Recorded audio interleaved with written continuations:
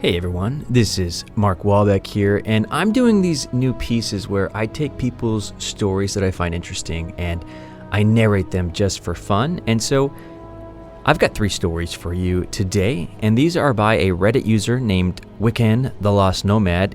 He reached out to me on Instagram and asked if I would narrate these stories, and so that's what I'm doing here. They were a lot of fun, some interesting characters here, so I hope you like it, and here we go.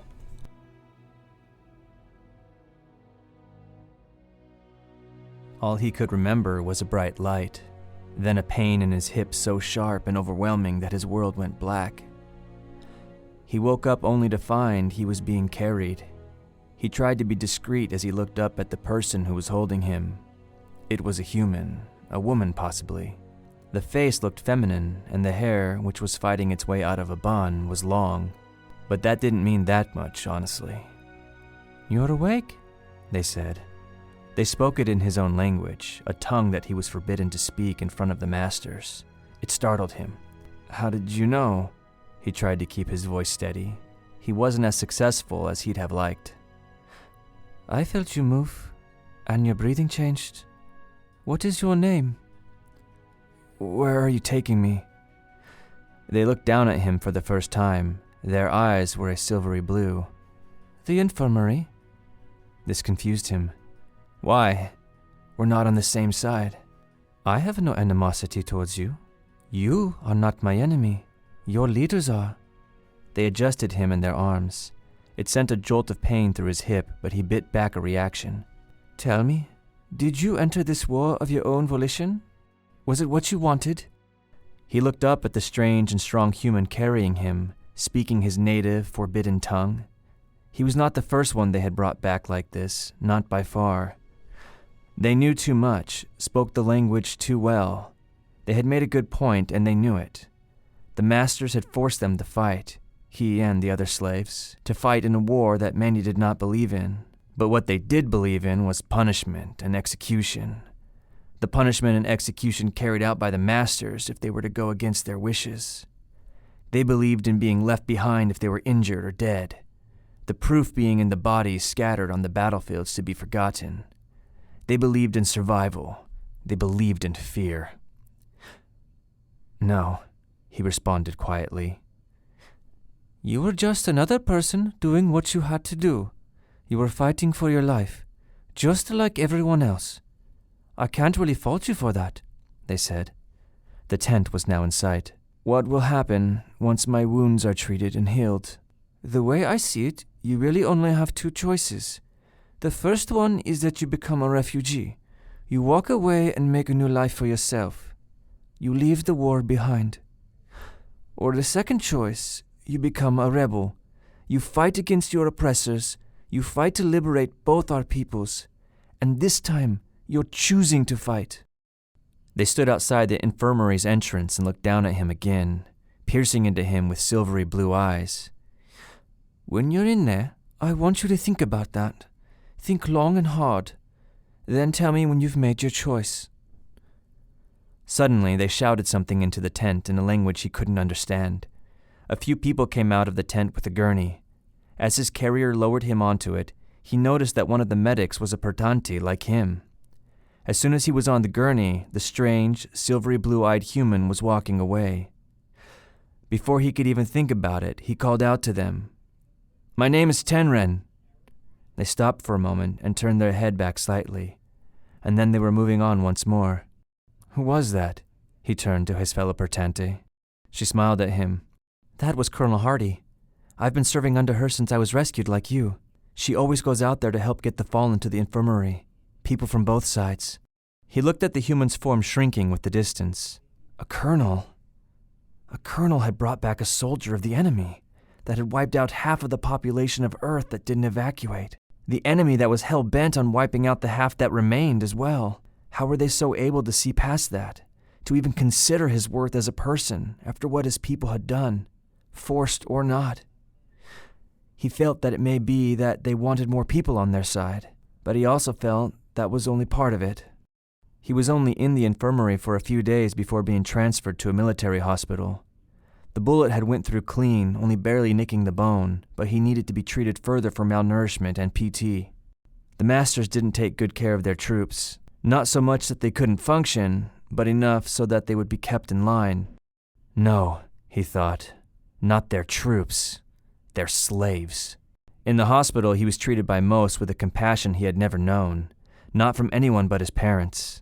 He was grateful, but baffled at the kindness of these strangers, people that his masters and former fellow soldiers were trying to genocide. He found himself mulling over the words that the human colonel had told him. They played in his head every day until he was finally stable. "Excuse me," he called to the nearby nurse. Thankfully, the majority of them were equipped with two-way translators, so the nurse understood him and came almost immediately to his side. "How can I contact Colonel Hardy?" Were he some ordinary person, he would probably be laughed at for trying to contact a high-ranking officer, a practically famous one at that. But, given his status as a former Pertante slave, he was simply directed to a phone and given instructions on how to use it to speak to her. This had happened many times with others like him. Colonel Hardy had given refugees express permission to contact her, and she made sure that the staff knew it. The phone made an odd buzzing kind of noise, which he was told to expect. But then a voice answered, a voice he recognized. It was her. She said something that he didn't really understand, but he heard her say her own name in it. "It's Tenren, ma'am," he replied. His nerves were overridden by a sense of purpose. Purpose other than just surviving and hopefully living to see the next day. Purpose for something greater than himself. He had found a cause. "I've made my decision. I want to become a rebel." He had found something to believe in.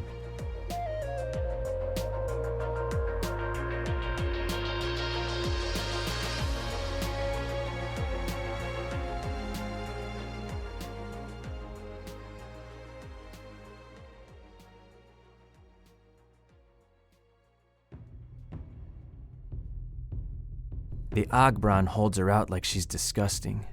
She kicks and flails wildly to little avail. The taller Agbran observes her and she stops. The two stare each other in the eye as she pants from exertion. "You're a feisty little one, aren't you?" he smirks. His expression changes quickly as she nearly leaps from the shorter man's hands, trying her damnness to scratch him or bite him or something. He jumps back in time to get out of her reach and she hisses at him. He then looks over at me. "Why do you carry this Pertante scum with you?" He practically spits the words out. "She's a child.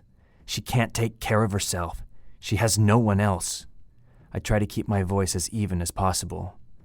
"Even the juveniles are vicious." He stares into V's eyes again.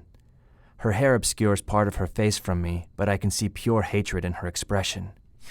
"Yeah, well," I chuckle darkly. "She really doesn't like you." "It's of little matter anyway. She'll be sold off to someone by the end of the week. People pay well for the younger ones, especially females." He smirked again. "A lot of truly strange and abhorrent people in this world. But it gets me money, so I don't particularly care." "You're not selling her," I growl, all evenness leaving me. "I love that you think you have a say in the matter, dear. I admire your spirit." His smirk grows into a smug grin. I want to smack it off his face.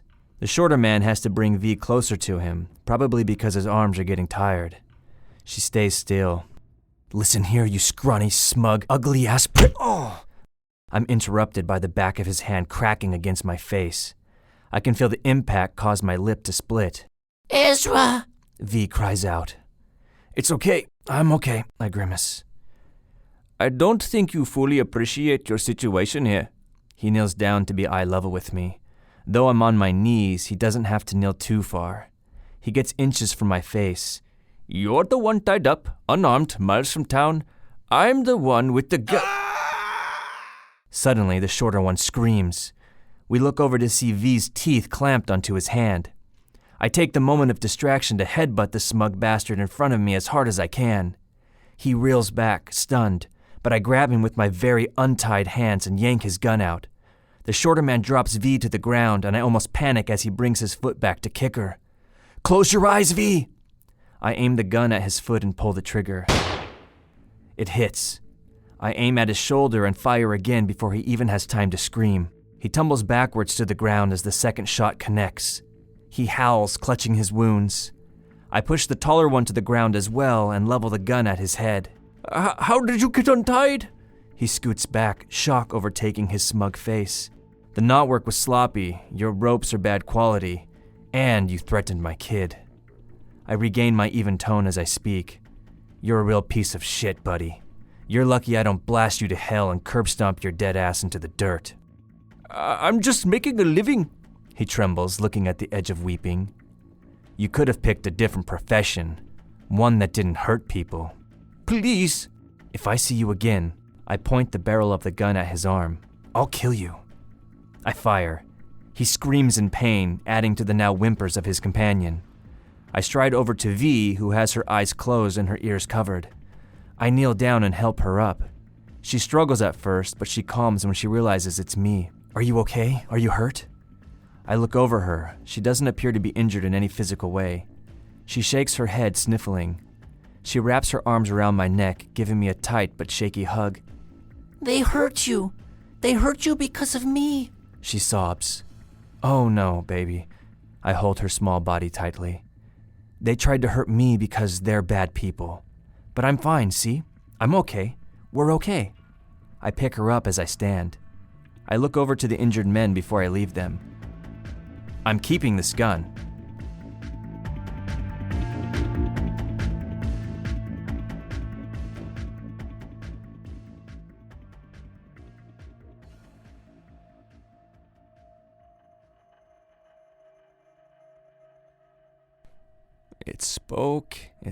It spoke into my mind.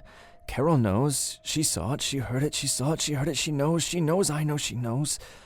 But now she's gone, and how convenient for it.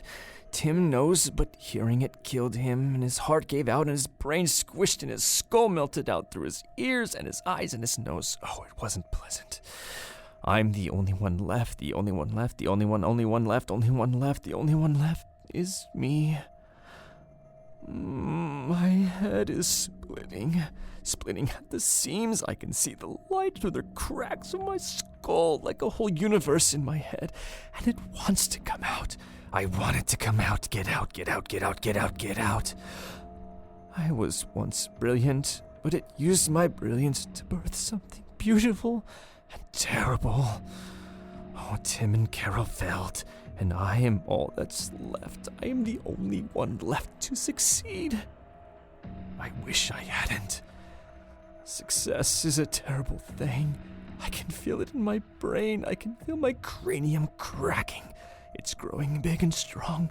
My baby is growing big and strong. My baby. It planted a seed in my head, and the seed is sprouting. It hurts. It came in the big light, a big bright light in the sky, but only we saw it. Only Tim and Carol and I, and it spoke to us in our brains and told us truths and information no human mind could handle. And we felt them put it in, and I felt it slither around in my skull. Tim died instantly. Carol couldn't take it, took a bullet to the brain, and I almost did the same, but I didn't. I was curious. Well, I regret it dearly. And now the baby's ready. It's hatching from my skull like an egg, and I'm fading away. It's looking at me.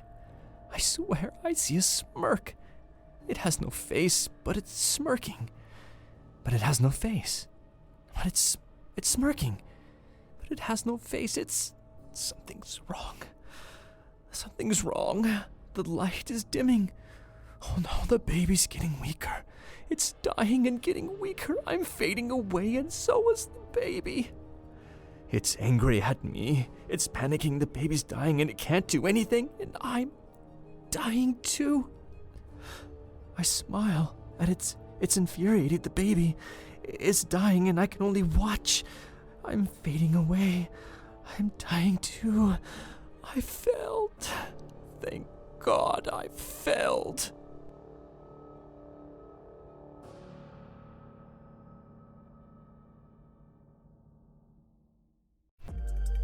Thank you for being here, by the way. Don't forget to click that subscribe button and click the little bell to be notified because I'm doing these every week. New stories every single week. Subscribe now.